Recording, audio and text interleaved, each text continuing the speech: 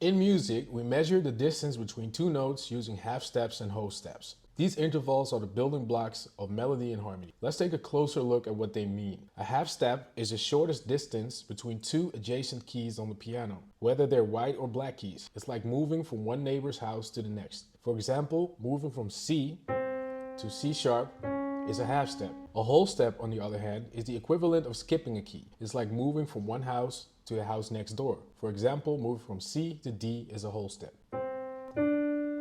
Now let's put this knowledge into practice by playing half steps and whole steps on the piano. To play a half step, simply move from one key to the immediate next key, regardless of whether they're a white or black key. So this will be a half step, this will be a half step, this will be a half step.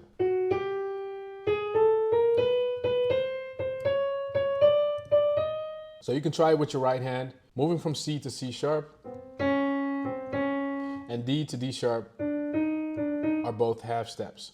Now let's try to play whole steps. A whole step involves skipping a key. For example, moving from C to D or F sharp to G sharp.